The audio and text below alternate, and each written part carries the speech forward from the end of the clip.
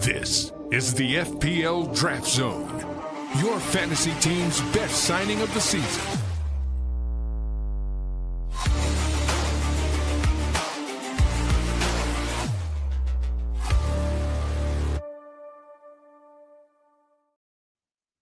Hello and welcome to the FPL Draft Zone, a podcast all about draft FPL. I am Dom Croft. I hope you are well. And yes, this is something different, isn't it? If you listen to us on the podcast, this is not quite the same. We've had lots of people banging on about why aren't we on YouTube? Why don't we do more video content? Do some video content. Get yourself on YouTube. YouTube this, YouTube that. Well, here we are.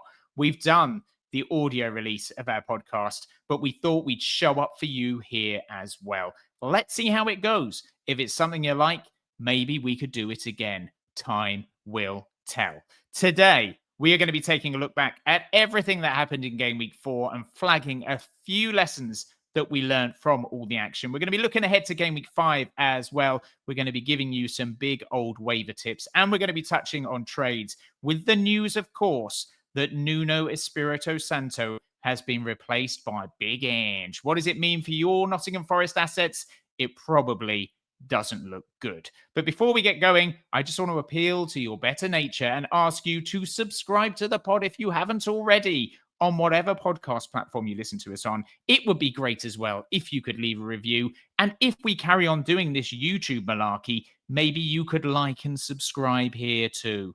That would be good, wouldn't it? Yes. Okay, let's start with a look at Game Week 4 then, because it was a busy old weekend, as I said. Lots of action, unless, of course, you went to Selhurst Park or the Hill Dickinson Stadium. It started at 12:30 p.m. BST at the Emirates Stadium, where Arsenal beat Nottingham Forest 3-0. And that man in your picture there, Martin Zubimendi, smashed it. 2 goals for him from an XGI of 0.19. So if you fancy a bit of Martin Zubimendi, and who wouldn't, by the way, be warned, he is not going to get you 2 goals week in, week out from an XGI of 0.19. Fair dues to him, though. Fair dues as well to Noni Madueke, who played very well. Mikel Merino got the start ahead of Declan Rice, and we'll touch on him a little bit later as well. And all in all, it was a good day at the office for the Gunners, less so for Ange Postecoglou's Forest side, who saw Chris Wood replaced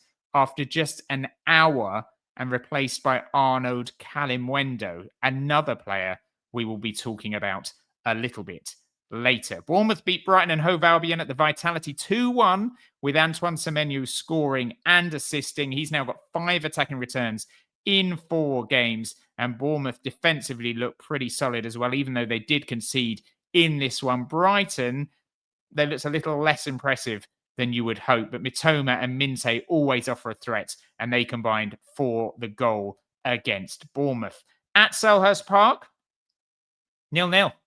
0-0. Crystal Palace unable to break down a resolute Sunderland. Robin Roofs, man of the match for Sunderland, 10 points for him and a host of spectacular saves. Good performances from Jeremy Pino at Crystal Palace. He looked really good. Daichi Kamada did well as well. And Aston Villa have still not scored a goal all season long. 0-0 in the Jack Grealish derby between Everton and Villa. Tyrone Mings, their standout performer, he walked away with 9 points and managed to rack up 13 defensive contributions. At Craven Cottage, Fulham beats Leeds United 1-0 thanks to a very late own goal from Gudmundsson. Calvin Bassey, their star man, 9 points for him. Didn't reach the DEFCON threshold, but looked very solid indeed and bagged all the bonus points. Wolves were beaten at St James's Park 1-0 thanks to a goal from Nick Waltemada on his debut, a towering header from the Germ, despite the fact he managed to rack up just 0.27 XG in his time on the pitch. West Ham was schooled by Spurs at the London Stadium. Mickey van der Ven walking away with a 14-pointer. They now have 3 clean sheets in 4 games. Romero played very well for Spurs as well. Got an assist, had a goal disallowed, and got maximum bonus.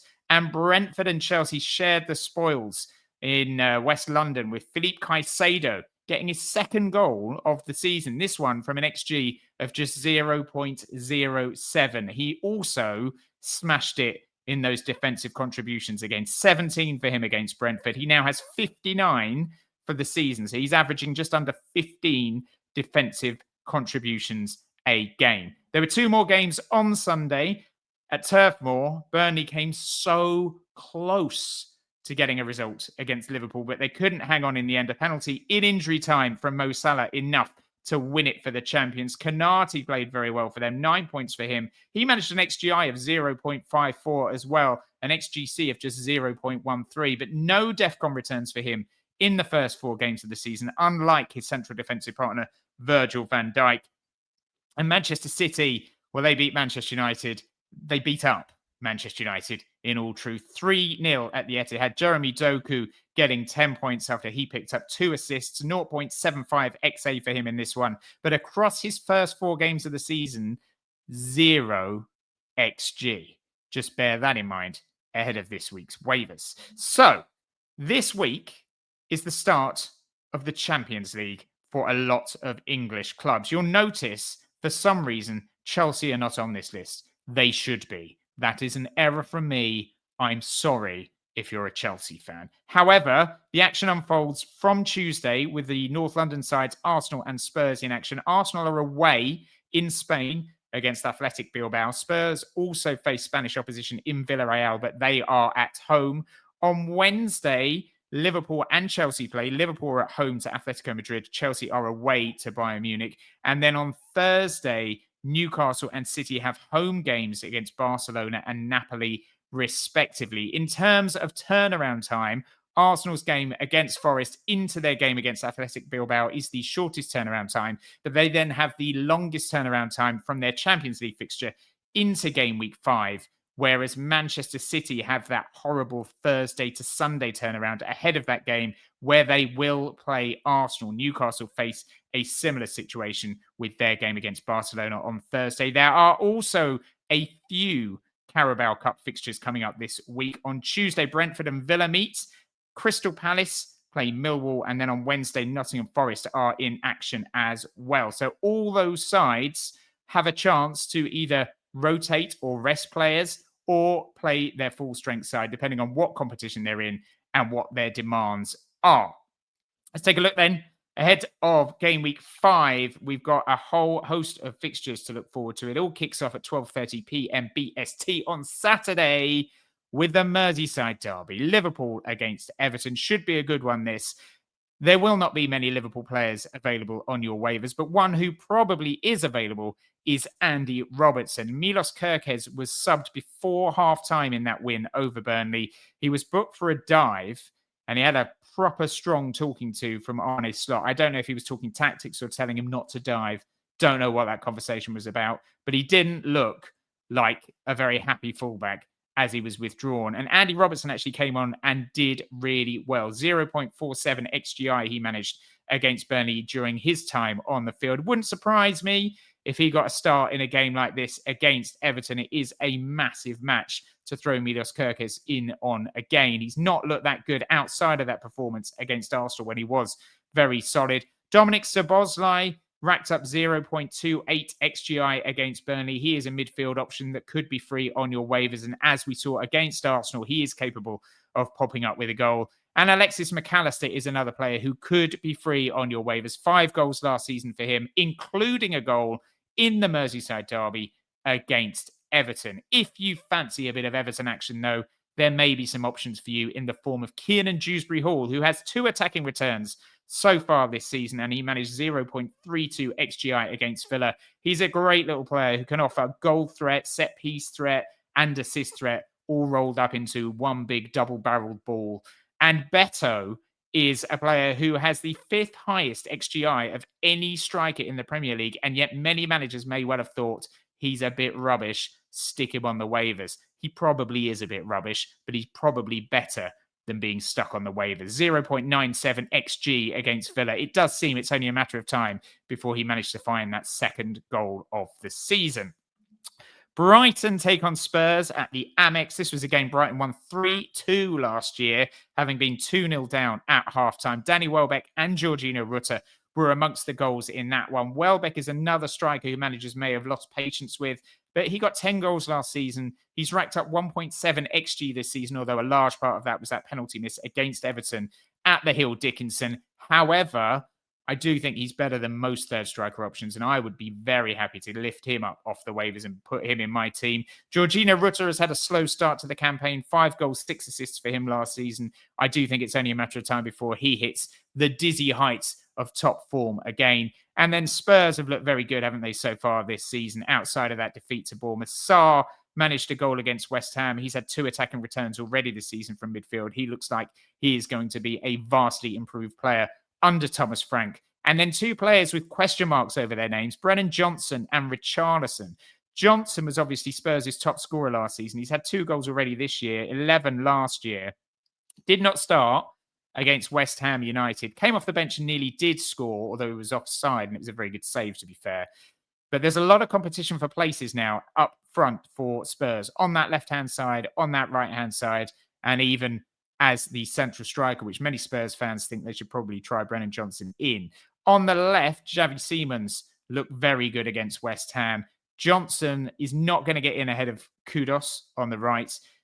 I don't know if he was rested against West Ham. We'll find out if he starts against Villarreal. If he does, it might not be all doom and gloom if you own him. But if he doesn't start against Villarreal and he didn't start against West Ham, it is looking like he is going to become quite the rotation risk.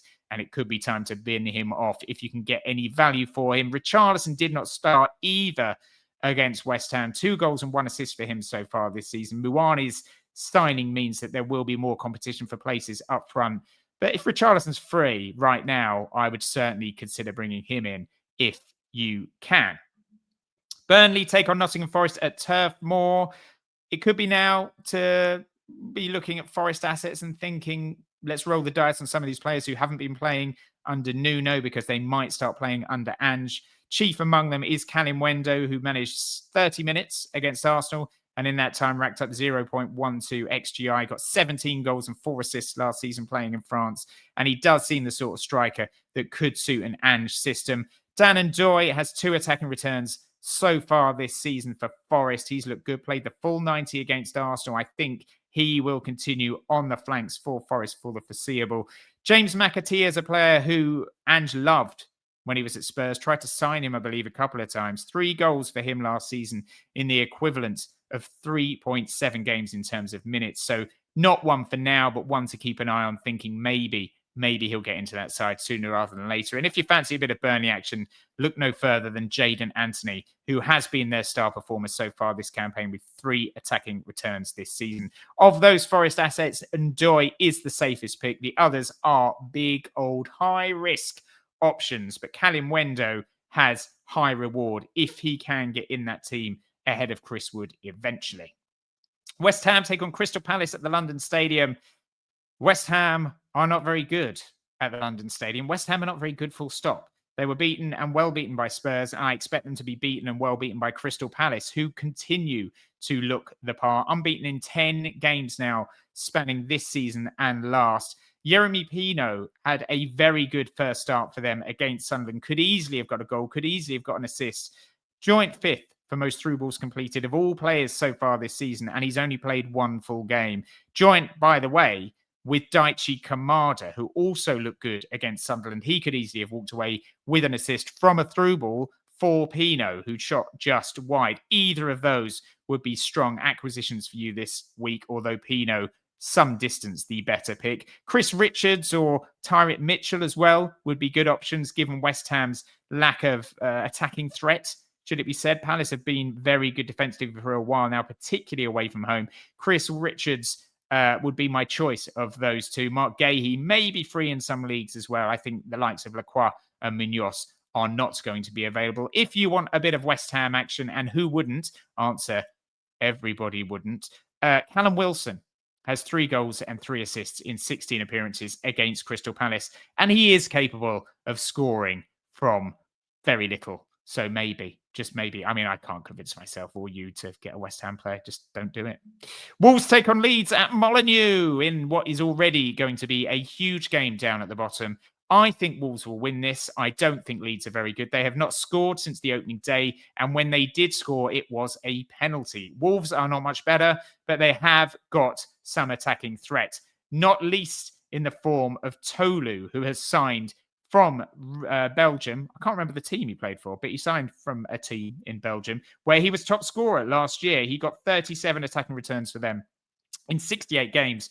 And with the news that Jorgen Strand Larsen may well miss this week as well as last week, a home game against Leeds seems like a great opportunity to bring in Tolu and reap the rewards. And also, as mad as it sounds, I would be looking at Wolves defenders for this as well, given Leeds' lack of attacking threat. And in Rodrigo Gomez, they have a man who has already scored. He's got 0.54 XG in his last 2 games, and he is hugely attack-minded. He seems to be their replacement in terms of Ryan Ait-Nouri. If you do think Leeds will go to Molineux and get a goal, look no further than Dominic Calvert-Lewin, who managed 0.35 XGI against Fulham at the weekend. But be warned, he is made of fiberglass, and it's been 5 seasons since he got more than 10 goals for his football club. There are 2 more games on Saturday. There is a 5:30 game at Old Trafford between Manchester United and Chelsea. United haven't lost to Chelsea at Old Trafford in the league since 2013, although there have been a lot of draws, including last season when it finished 1-1, thanks to goals from Bruno Fernandes and this man, Philippe Caicedo, who is the 3rd highest scoring midfielder in the game right now after getting 2 goals in his first 4 appearances. He has done that from an XG of just 0.4 this season, so he is overperforming just a touch. However, he is a DEFCON monster, so he will get you 4 points week in, week out, and that's not to be sniffed at. Esteval Villian and Alejandro Garnacho are 2 players to keep an eye on, particularly ahead of that game with Bayern Munich. See who starts in that one. Could be a pointer as to who starts in this one. Willian was not involved against Brentford after travelling back from representing his country in South America, but he has had a very positive start to the season. He's already turning into a bit of a fan favourite down at the Bridge. 1 assist for him and 2 XGI in his first 3 games. Alejandro Garnacho would love nothing more than to earn a start against his old club at Old Trafford. He got 6 goals and 4 assists last season before he fell out with Ruben Amorim. If you do want some Manchester United action in your life, and be warned, it's probably not a good move if you do, Amad Diallo has managed 1.6 XGI so far this season. He has got an assist, and he has been quite threatening in the last 2 games. But he does play for Manchester United, and they appear to be a clown car of a football club. For the second week running, there is an 8 p.m. game on Saturday night, and for the second week running, it involves Brentford, who travel to Fulham.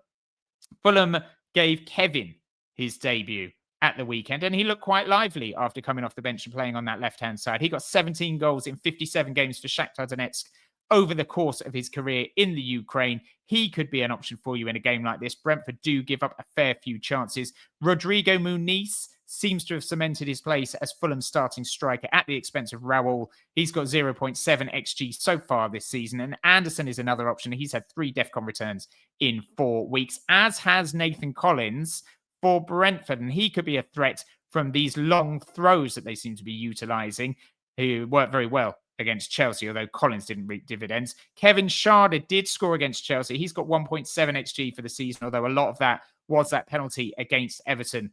Not against Everton, he missed a penalty. Was it against Everton? I can't remember. He missed a penalty. That's a lot of where his XG comes from, but he did score at the weekend, and who knows, maybe he'll score again. Certainly a good option as a 5th midfielder, as is Mikkel Damsgaard. 0.57 XGI from just 2 games this season. Missed the Chelsea game with illness. Should be back for this one. I like Mikkel Damsgaard. 10 assists last season. I like him as an option. On Sunday, there are 3 games starting at the Vitality at 2 p.m. GMT. BST. Not GMT. BST. It's Bournemouth against Newcastle. This one finished 1-1 last year, but at St James's Park, Bournemouth won 4-1, and Justin Kluivert scored 3 goals, and I think they were all penalties. Jacob Murphy is also quite a good player. 8 goals and 13 assists for him last season, 12 and 6 for Justin Kluivert. I would expect Kluivert to be back for this one.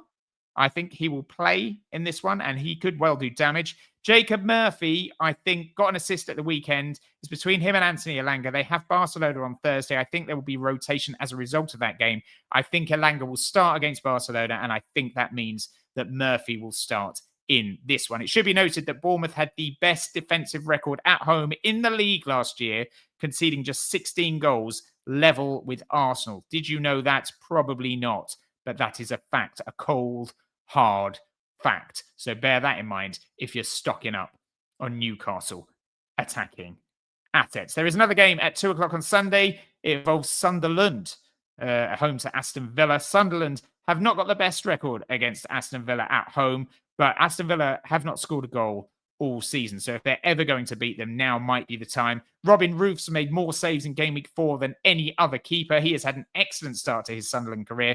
Talby is starting to look the part in their midfield as well. He managed 0.37 XGI against Crystal Palace and is starting to look like a real attacking threat. Aston Villa, who knows what's happened to them? Who knows? But Emi Buendia is having a bit of a return to form. He has played in the last 2 games, 0.8 XG so far this season. Emery seems to have turned to the Argentine in the hope that he can help create some sort of goal-scoring opportunity for any of his teammates. And Evan Gassand has slowly started to find his way into that team for Aston Villa. He's managed 45 minutes in the last 2 games. They have a game in the League Cup this week, so have a look and see if he gets any action in that. If he starts and as well, who knows?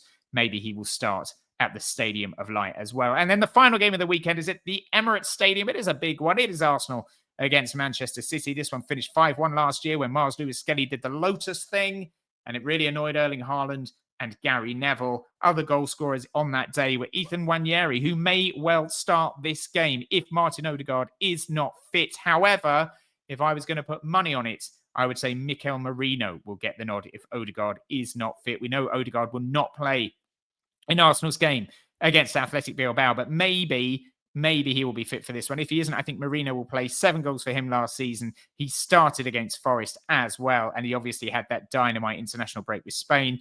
Leo Trossard will not start this one, but as we saw at the weekend against Forest, he only needs minimal minutes to make an impact. 8 goals and 8 assists for him last season. Noni Madueke, if he is free on the waivers, well worth a pickup. 0.71 XGI against Forest in Game Week 4. Looks like he is going to be quite the signing for Arsenal against all odds. And as for Manchester City, Phil Foden made a goal-scoring return to their team. Some managers may have lost patience with him and dumped him on the waiver pile, in which case, take him off that pile and put him into your team. I think he'll start going forward. 7 goals last season, not his best return. You'd expect more from him this year. Jeremy Doku, we spoke about earlier, 2 assists against Manchester United, 3 goals last season, 0 XG across 4 games so far this season, but he could have a bit of a field day unless Ricardo Calafiori's on it at the Emirates. And Kusanov has started the last 2 games, so maybe not for this one, but if you do want some City defensive coverage, he is likely to be free on a lot of waivers and could offer a route into that City backline. In terms of trades, yes, trades. Nottingham Forest. Should we talk about them? I think we probably should. Ange Postecoglou has obviously replaced Nuno Espirito Santo as their manager. They are quite different managers. I'm sure most of you are aware of that. Ange Postecoglou likes playing an extremely high line and forgetting how to defend. And Nuno likes defending a lot and not playing a high line. So it's chalk and cheese, really. On draft night, a lot of people, a lot of managers, maybe even you, would have drafted Murillo and Milenkovic very high indeed, very early, especially with the new DEFCON rules coming into play. However, their value is going to diminish very quickly if history tells us anything, because Ange Postecoglou's side last year, Spurs side, conceded 65 goals, which is the worst in the division outside of the 3 teams that got relegated and Wolves. And you could say a lot of that is down to injuries. Spurs did suffer a lot of injuries last year, but when he guided them to the upper echelons of the Premier League, they still conceded 61 goals. So I do think that Murillo and Milenkovic's value is going to drop like a stone, and now might be the time to bin them off. However, they have got 2 reasonable games coming up. In Game Week 5, it is Burnley away. Game Week 6, Sunderland at home. After that, the fixtures get disgusting. They've got the likes of Newcastle, Liverpool, Manchester United. Manchester United might not be that rancid, but the others, tough games. I think now is the time to get rid of them or roll the dice, keep them for the next 2 weeks, hope Forest keeps some clean sheets, hope they manage a bit of defensive solidity, and then try to get rid of them. But I do think it is time to drop them. Liam Delap is out until late November with a hamstring injury. So target any Chelsea managers in your league. If they are dopey and they are overly loyal to the cause, they may well want him and just stick him on the bench for the next few months. If that's the case, do it. Jared Bowen and Ollie Watkins are underperforming massively at the moment. Managers who own them will be losing patience. Could be worth testing the water for either of them. Just look at that record just over the last 2 seasons. 24 attacking returns for Bowen last year, 16 goals and 6 assists the season before. Ollie Watkins, absolute guarantee of goals, 16 last year, 19 the season before, but he also offers the threat of assists. Either of those would be astounding business if you could get them in. Ignore the fact that they're playing in teams that are struggling. Bowen's been playing in a team that's been struggling for years, and his record is immaculate. And then if you own Raul Jimenez, I am afraid it's time to bite the bullet and probably get rid of him. You could try to trade him if there are any unengaged managers who are not watching football in your league and are completely unaware that he's not playing. But other than that, I think it's probably worth binning him off and getting in any other option on the waivers who is likely to get more minutes. And there should be a few of them on there, the likes of Calvert-Lewin and Tolu, to name just 2. As for our Game Week 5 top picks, by position, if you're looking for a goalkeeper, Robin Roofs is the man to get. 27 points so far this season. He is the second highest scoring keeper, and he has made the joint second most saves in the game behind Vicario of Spurs, and they have a home game against a team that have not scored a goal this season. Crystal Palace are the team to target as well this week because they play West Ham, and as you may have noticed, West Ham are not very good. Chris Richards is here. Look at him. Lovely moustache. He's a good option. If not him, Tyrant Mitchell may be free on the waivers as well. Palace have 3 clean sheets in 4 games, conceded just 0.22 XGI against Sunderland. So Chris Richards was involved in attacking areas, which is good, especially when you consider West Ham's set piece worries. They've conceded 5 goals from corners in their first 4 games. Yeremy Pino is another Palace asset I would be targeting if he was not snapped up last week. 0.76 XGI against Sunderland. Looks like the heir apparent to Eberechi Chiesa. 4 goals and 8 assists for him last year. And of course, up front, at home to Leeds United, the big man Tolu. He got 65 minutes against Newcastle. Didn't manage any XG of any note, but 17 goals and 6 assists last year. He has scored wherever he's gone in the past. Hopefully, he will do the same at Wolves. Tell me who you are going to be targeting on the waivers. Do that. Why don't you? You can get in touch with us any number of ways at FPL Draft Zone on X and on Twitter, or you can get in touch with us on Blue Sky at fpldraftzone.bsky.social, or you can even get in touch with us. Oh, that's weird. Hang on a second. There we go. That's better. Or you can get in touch with us by email, fpldraftzone@outlook.com.